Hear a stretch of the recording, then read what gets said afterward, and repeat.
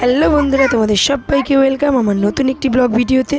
তো অনেক দিন ধরেই আমি ব্লগ ভিডিও দিতে পারছি না, কারণ কিট্টু খুব ছোট, ওকে নিয়ে ম্যানেজ করা, ভিডিও এডিটিং করা খুবই অসম্ভব হয়ে ওঠে।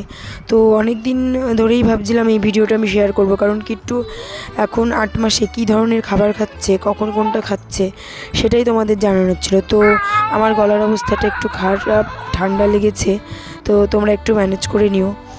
আর কিট্টু দেখো, এটা খেলা করছে, এটা স্নানের পরে শ্যুট করা। তো কিট্টুর একটু ঠান্ডা লেগেছে, তাই আমি সকালে ঘুম থেকে উঠেই একটু রাম তুলসী থেতো করে আর ওর মধ্যে একটু মধু দিয়ে তারপর ওকে আমি খাইয়ে দিই। সকালে এটার থেকে ওর খাবার শুরু হয়। তো রাম তুলসীটা দিয়ে কাশিটাও একটু ছিল, সেটাও কমে গেছে। আমি দেখো এর মধ্যে মধু মিশিয়ে ওকে খাইয়ে দিয়েছি। আমি খাওয়ানোর ভিডিওগুলো আর শ্যুট করিনি, একা হাতে আমি শ্যুট করতে পারি না, তাই আর করা হয়নি।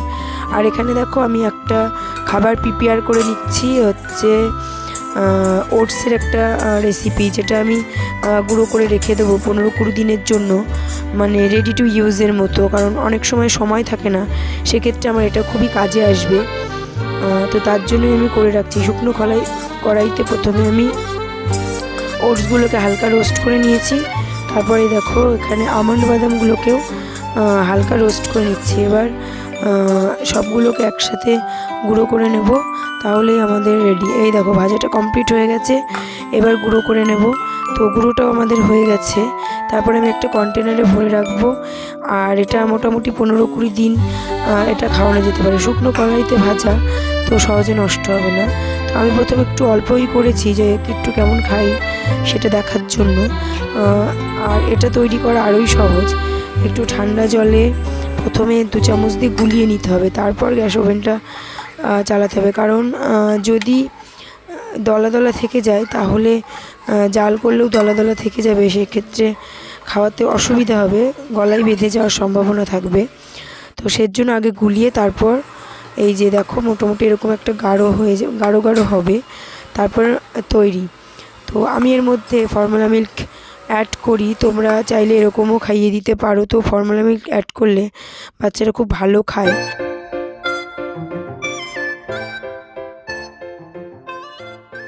তো কিট্টুকে খাইয়ে দেওয়ার পরে দেখো একটু শুইয়ে দিয়েছি, ও এখন একটু খেলা করবে, তারপরে আবার ঘুমিয়ে পড়বে।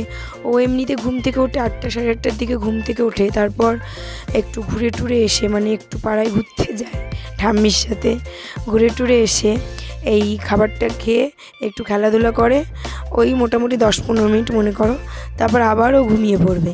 আবার ঘুম থেকে ওঠে ও 11:30, তারপর তখন স্নান টান করিয়ে তারপর আমি দুপুরের খাবার আবার ওকে খাওয়াই। তো আজকে দুপুরের মেনুতে আমি কি করেছি দেখো, আমাদের জন্য পটল ভাজা, চাটনি, আর পনির, আর ফ্রাইড রাইস। তো এটা ছিল আমাদের দুপুরের মেনু। একটু ঘুমিয়ে পড়ার পরে আমি এটা তাড়াতাড়ি করে রান্না করে নিয়েছি, নাহলে জানোই তো।